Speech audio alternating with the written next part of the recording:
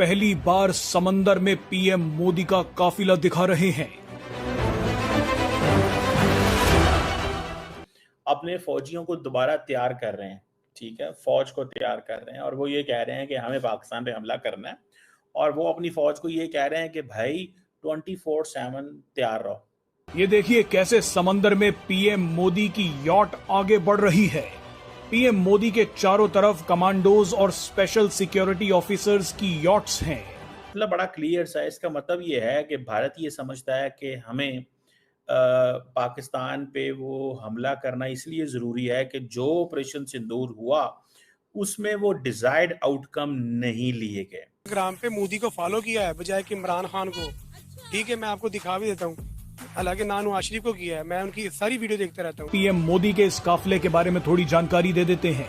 बताया जा रहा है कि पीएम मोदी माले के प्रतिष्ठित रिपब्लिक स्क्वायर में आयोजित स्वतंत्रता दिवस समारोह में मुख्य अतिथि के रूप में शामिल होने के लिए इस धमाकेदार स्टाइल में निकले। इस साल इंडिया और मालदीव इतनी लड़ाई, उन्होंने मोदी को बुरा भला कहा, पूरे इंडिया ने बाइकआउट किया।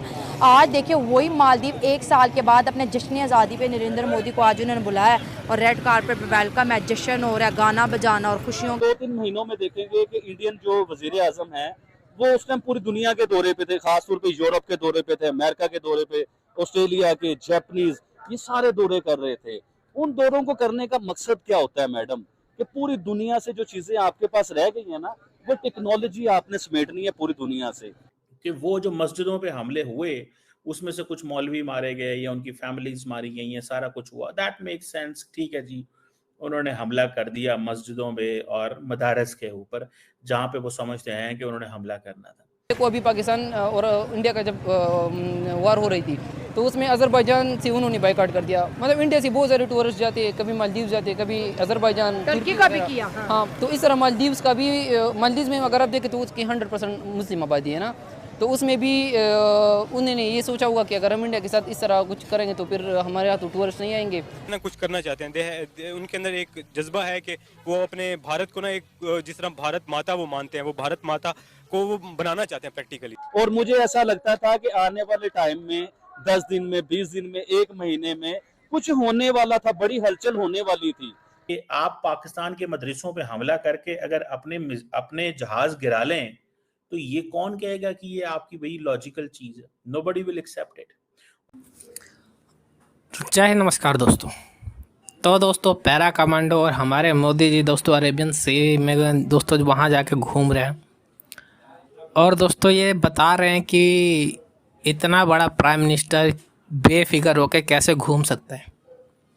मतलब जैसे ऑपरेशन सिंदूर में पाकिस्तान को मारा था भारत ने, उसके बाद थोड़ा उनको कवर करके रहना चाहिए था मोदी जी को, पर उनको डर का कोई मतलब ही नहीं है। मतलब मोदी जी कभी किसी से डरते ही नहीं है, हमेशा खड़े रहते हैं सामने भिड़ने के लिए किसी से भी, चाहे वो अमेरिका हो, चाहे वो चाइना हो, चाहे वो पाकिस्तान हो। और दोस्तों ये दर्शाती है कि हमारा लीडर इतना निडर कैसे है, जिसकी वजह से दोस्तों पूरे कंट्री में हमारे मोदी जी की रिस्पेक्ट बहुत होती है और मोदी जी को हर कंट्री बहुत ज़्यादा दिल से प्यार करती है। तो दोस्तों उसकी वजह यही है कि उनकी जो लीडरशिप है दोस्तों वो काफ़ी ज़्यादा स्ट्रॉन्ग है और काफ़ी अच्छी लीडरशिप है।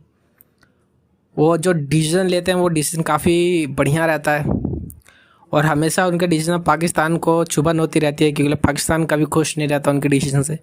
वो तो पाकिस्तान चाहते हैं कि भारत तबाह हो, पर मोदी जी हमेशा उनके अगेंस्ट ही रहते हैं। तो दोस्तों आइए देखते हैं बाकी मीडिया का इसके ऊपर क्या रिएक्शन है। 24/7 365 डेज जो हैं वो तैयार रहे। इसका मतलब बड़ा क्लियर सा है। इसका मतलब ये है कि भारत ये समझता है कि हमें पाकिस्तान पे वो हमला करना इसलिए ज़रूरी है कि जो ऑपरेशन सिंदूर हुआ उसमें वो डिज़ायर्ड आउटकम नहीं लिए गए। अगर आपको याद हो कि डिज़ायर्ड आउटकम वो हैं जो इंडिया को चाहिए। एक तो ये है जी कि टेररिस्ट हमने हाइड आउट्स हमला कर दिया जी, 100 दहशतगर्द हमने मार दिया। अब जारी बात है ये व्हेन वर्ल्ड कंसीडर्स दिस, जब लोग घर में बैठ के अपना एनालिसिस करते हैं ना या ये डिस्कशन की जाती है तो इस चीज को सोचा जाता है कि ये 100 लोग कौन थे और वो किसका मतलब वो था इनकी क्या आइडेंटिटी थी, कोई नाम नहीं आया, कुछ नहीं आया, तो वो एक तो वो क्वेश्चन मार्क है। अगर मैं फॉर एग्जांपल मान भी लूं कि वो जो मस्जिदों पे हमले हुए उसमें से कुछ मौलवी मारे गए या उनकी फैमिलीज मारी गई, ये सारा कुछ हुआ, दैट मेक्स सेंस, ठीक है जी, उन्होंने हमला कर दिया मस्जिदों पे और मदारस के ऊपर जहां पे वो समझते हैं कि उन्होंने हमला करना था।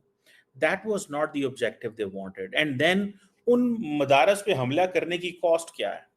उन मदारस पे हमला करने की कॉस्ट क्या मिलिट्री जो है इंस्टॉलेशंस को नुकसान पहुंचाना है?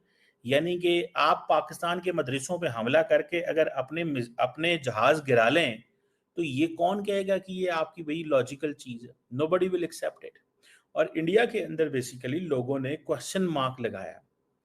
अब देखिए पाकिस्तान के अंदर क्या डिस्कशन होती है कि ऑपरेशन सिंदूर में क्या हुआ या बयानुल मरसूस में क्या हुआ, पाकिस्तान के लोग तो और चीजों में मसरूफ हैं। इंडिया के अंदर अभी भी इनका जो ऑपरेशन सिंदूर है उसके आउटकम के ऊपर बात हो रही है, जिसमें ट्रंप कह देता है जहाज गिरे, कभी ट्रंप कह देता है हमने हेल्प की, इंडिया कहता है हेल्प नहीं की। सो इंडिया के लिए तो बहुत सारे फ्रंट खुल गए हैं, वो फ्रंट जो उन्होंने कभी सोचे ही नहीं थे। यानी कि डिप्लोमेसी के ऊपर तो उन्होंने कभी अमेरिका के साथ तो वो सोच भी नहीं सकते थे कि हालात खराब होंगे। और इसकी वजह से पाक फौज की शहादतें बेइंतहा हो रही हैं इस वक्त। इस बात को जहन में रखिएगा, ये बहुत इंपॉर्टेंट नैरेटिव है जो हम आपको बताना चाह रहे हैं। तो होता क्या है कि जब हुकूमत पाकिस्तान जाकर अफगान तालिबान से बात करती है कि जी आप जहन्नुम के कुत्तों के खिलाफ फतवा दें और कहें कि पाकिस्तान के खिलाफ जंग करना जायज नहीं है, तो वो बड़ी मक्कारी और मुनाफिकत से स्टेटमेंट देते हैं कि जी हमने बयान दे दिया है कि पाकिस्तान के खिलाफ जंग की इजाजत नहीं है। पाकिस्तानी बड़े खुश होकर वापस आ जाते हैं। लेकिन पाकिस्तानी ये नहीं जानते कि जब अफगान तालिबान ये बयान दे रहे हैं तो उससे उनकी मुराद वो पाकिस्तान है जो सिर्फ पंजाब, कश्मीर और सिंध पे मबनी है। वो खैबर और बलूचिस्तान को पाकिस्तान मानते ही नहीं। वो कहते हैं वो अफगानिस्तान है, लिहाजा जो वहां पर जंग हो रही है वो उस फतवे में आती ही नहीं कि पाकिस्तान के खिलाफ जंग करना हराम है। इनके बहुत से मौलवियों ने फतवा दिया है कि पाकिस्तान के खिलाफ जंग करना हराम है। ये बड़े शौक से प्रमोट करते हैं पाकिस्तानियों को बेवकूफ बनाने के लिए, लेकिन उस फतवे का दायरा इख्तियार जो है वो अटक से नीचे नीचे है। अटक से ऊपर सारे इलाके को ये अफगानिस्तान क्लेम करते हैं। ये कहते हैं वो है ही हमारा इलाका, हम अपने इलाके को आजाद कराने के लिए जंग कर रहे हैं, पाकिस्तान के खिलाफ तो जंग हो ही नहीं रही। ये मुनाफिकत पाकिस्तानी पॉलिटिशियंस और पाकिस्तानी हुकूमत और हमारे रियासत के इदारे नहीं समझते। अब नाजरीन, बैरूनी हाथ भी वहाँ पे मुलविस है। आसानी से कोमक मदद जो है, ऑपरेशन सपोर्ट जो है वो इंडिया की तरफ से अफगानिस्तान के बॉर्डर को इस्तेमाल करके टीटीपी को फराहम की जा रही है। उनको जदीद असलहा फराहम किया जा रहा है। साथ नाजरीन ईरान का